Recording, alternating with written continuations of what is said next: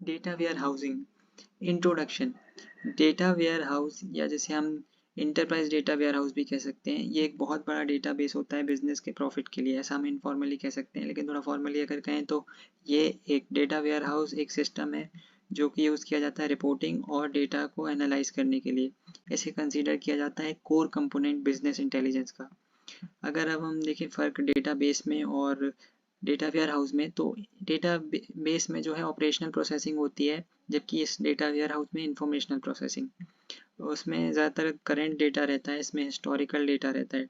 Data ware house में historical data, बहुत पुराना डेटा भी मिल जाता है, जबकि डेटा बेस में ज़्यादातर करेंट डेटा।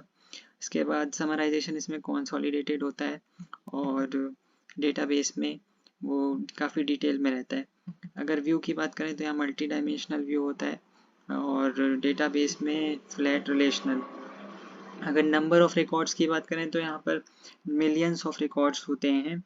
और अगर डेटा वेयर हाउस से डेटाबेस से अगर कंपेयर किया जाए तो रिकॉर्ड्स जो हैं डेटाबेस में सबसे कम रहते हैं।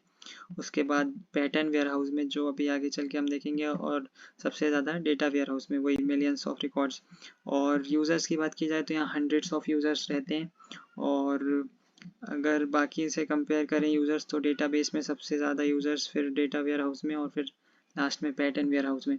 और साइज़ ऑफ रिपोजिटरी ये टेराबाइट्स में होती है डेटा वेयर हाउस में, जबकि डेटाबेस में जीबीज में।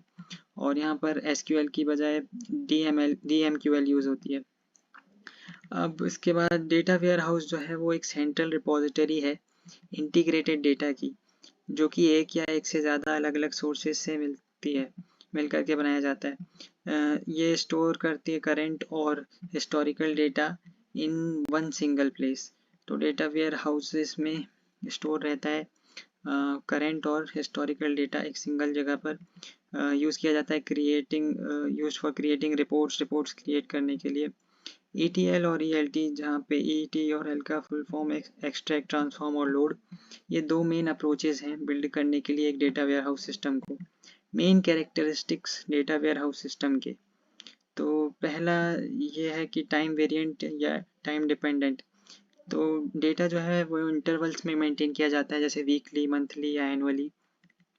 Provide information from historical perspective, वही हम देख चुके हैं, हिस्टोरिकल डेटा बहुत अवेलेबल होता है, बहुत पहले का भी। दूसरी चीज़ है non volatile data, almost permanent रहता है।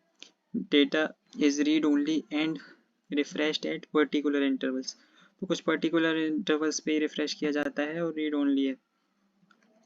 No need of transaction processing, इसमें ट्रांजैक्शन प्रोसेसिंग की ज़रूरत नहीं है। कॉन्करेंसी कंट्रोल मैकेनिज्म्स की ज़रूरत नहीं है जो कि डेटाबेस में थी, क्योंकि इसमें ऑपरेशनल डेटा नहीं है जो कि डेटाबेस में होता है। ये ऑपरेशनल डेटाबेस अलग रहता है डेटा वेयर हाउस से। और इसके बाद है इंटीग्रेटेड।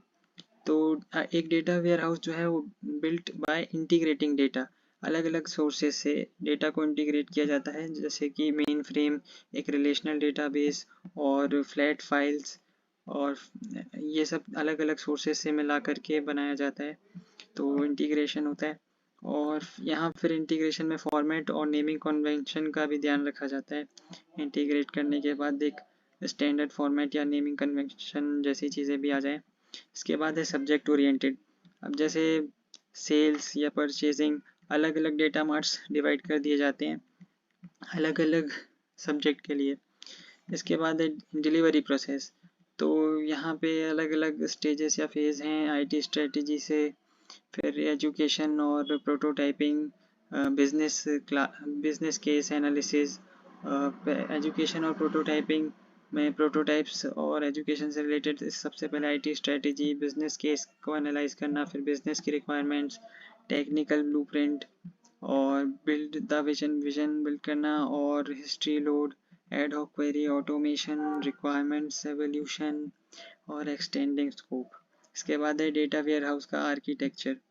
तो इसमें जो है अलग अलग डेटाबेस से ये अलग अलग तरह से बनाया जा सकता है आर्किटेक्चर, लेफ़्ट टू राइट या टॉप टू बॉटम या बॉटम टू टॉप, अलग अलग डायरेक्शन में। अभी यहाँ जैसे लेफ़्ट से राइट की तरफ बना हुआ है। अलग अलग डेटाबेस जो हैं, अगर टीयर की बात करें तो सबसे नीचे बॉटम टीयर यही वाला है, जहाँ पर डेटाबेसेस या एक्सटर्नल डेटा सोर्सेज हैं, यहाँ ऑपरेशनल डेटा होता है। फिर एक्सट्रैक्ट ट्रांसफॉर्म लोड करके यहाँ पे एक स्टेजिंग वाला फेज भी आ सकता है। उसके बाद फिर एक्सट्रैक्ट ट्रांसफॉर्म लोड करके हमारे EDW में, यानी कि इंटरप्राइज डेटा वेयर हाउस या फिर सिंपली डेटा वेयर हाउस में डेटा आ जाता है। यहाँ पर मेटा डेटा होता है, रॉ डेटा और समरी डेटा। फिर एक्सट्रैक्ट ट्रांसफॉर्म लोड होकर डेटा मार्ट्स में जाता है अलग अलग, जैसे कि एक डेटा मार्ट में सेल की इंफॉर्मेशन है, सेल से रिलेटेड, दूसरे में परचेजिंग, फिर ओलैप सर्वर्स में उसके बाद टूल्स रहते हैं रिपोर्टिंग, क्वेरिंग और माइनिंग और रिपोर्टिंग, एक्वेरिंग, माइनिंग और एनालिसिस के लिए यहाँ पर यूजर्स रहते हैं, तो इसे बॉटम टियर कहते हैं। फिर उसके बाद डेटाबेसेस वाले और एक्सटर्नल सोर्सेस वाले को बॉटम टियर, फिर यहाँ पर मिडिल टियर और फिर टॉप टियर आ जाता है। इसके बाद ओलैप के बाद यूजर्स वाले इसमें, तो इसे बॉटम टू टॉप भी बनाया जा सकता है।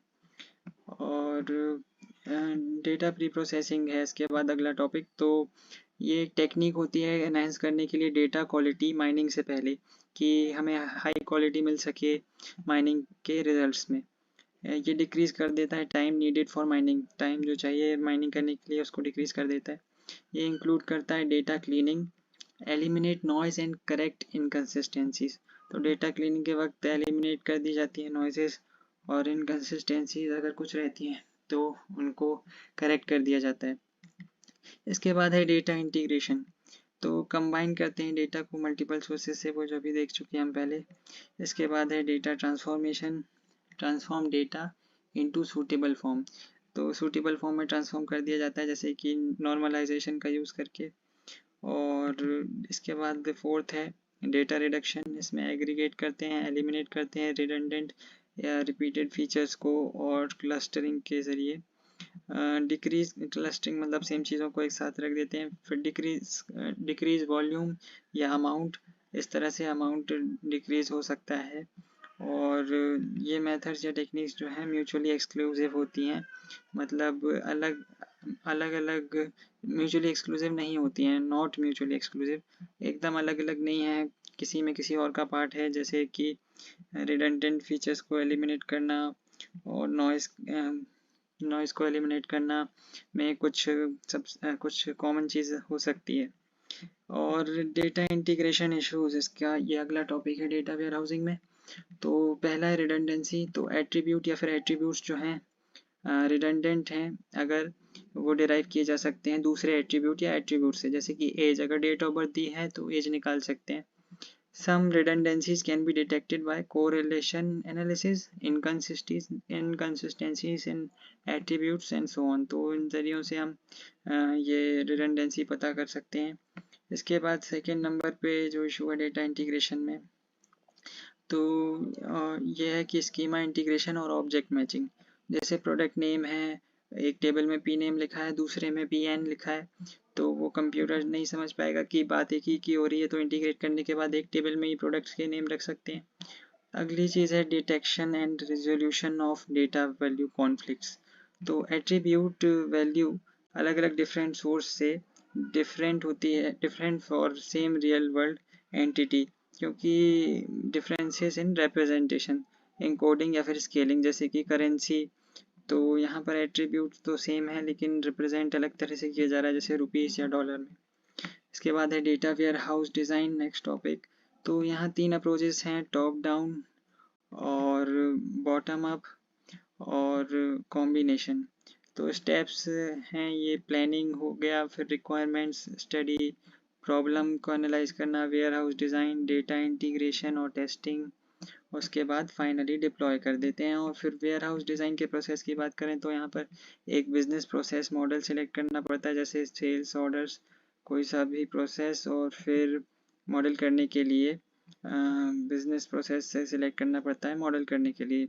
फिर सेकेंड में select grain of business process, example के तौर पे इंडिविजुअल ट्रांजेक्शन्स, तो इसे सिलेक्ट किया। फिर select dimensions for each fact table record, जैसे कस्टमर, सप्लायर जो हैं वो टिपिकल डायमेंशंस हैं। तो इसके बाद है fourth, select measures that will populate each fact table record. फिर मेजर्स सिलेक्ट करना पड़ता है। टिपिकल मेजर्स जो हैं वो न्यूमेरिक एडिटिव क्वांटिटीज़ होती हैं, जैसे कि यूनिट सोल्ड। अगला टॉपिक है डेटा वेयर हाउस स्कीमा।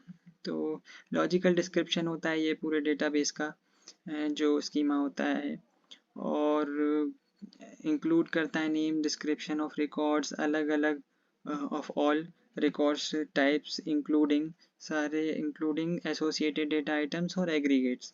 एक डेटाबेस जो है वो यूज़ करता है रिलेशनल मॉडल, जबकि डेटा वेयर हाउस जो है वो यूज़ करता है स्टार स्कीमा और स्नोफ्लेक या फैक्ट कॉन्स्टिलेशन या फिर जैसे गैलेक्सी स्कीमा भी कहते हैं, तो इस तरह के दूसरे स्कीमा। तो स्टार स्कीमा में क्या है कि एक लार्ज सेंट्रल टेबल होती है, फैक्ट टेबल, एक सेट ऑफ स्मॉलर टेंडेंट टेबल्स होते हैं, डायमेंशन टेबल्स। हर एक टेबल जो है वो कंटेन करता है सेट ऑफ एट्रीब्यूट्स। इसके बाद है स्नोफ्लेक, सम डायमेंशन टेबल्स, कुछ जो डायमेंशन टेबल्स थे यहाँ पर उनको क्या नॉर्मलाइज कर दिया जाता है और फर्दर स्प्लिटिंग डेटा, और डेटा स्प्लिट करके और भी टेबल्स आ जाते हैं। तो ये स्टार जैसा ही रहता है, बीच में एक लार्ज सेंट्रल टेबल होती है फैक्ट टेबल, और उससे जुड़े हुए होते हैं आजू बाजू में अटेंडेंट टेबल्स जिन्हें डायमेंशन टेबल्स भी कहते हैं, और हर एक टेबल में होते हैं कुछ सेट ऑफ एट्रीब्यूट्स। तो वो वाली जो डायमेंशन टेबल्स हैं उनको और ब्रेक कर देते हैं और एक्सटेंड कर देते हैं और टेबल्स आ जाती हैं, तो वो स्नोफ्लेक वो स्नोफ्लेक स्कीमा में आ जाता है। और इसके बाद है फैक्ट कॉन्स्टिलेशन या गैलेक्सी स्कीमा। तो ग्रुप ऑफ स्टार स्कीमास, तो ये होता है ग्रुप ऑफ स्टार स्कीमास। तो ये जो स्टार स्कीमा की बात की है इन्हीं का ग्रुप कहलाता है गैलेक्सी स्कीमा या फिर fact constellation. Multiple fact tables जो हैं वो शेयर करे जाते हैं dimension tables. Multiple fact tables share dimension tables, मतलब कि जो अलग अलग फैक्ट टेबल्स हैं जो वो बीच में थी यहाँ लार्ज सेंट्रल, तो वो शेयर करती हैं दूसरे अलग जो डायमेंशनल टेबल्स हैं जो साइड में थी, उनको शेयर करते हैं अलग अलग फैक्ट टेबल्स, मतलब मल्टीपल फैक्ट टेबल्स हैं यहाँ। इसके बाद है पार्टीशनिंग स्ट्रेटेजी।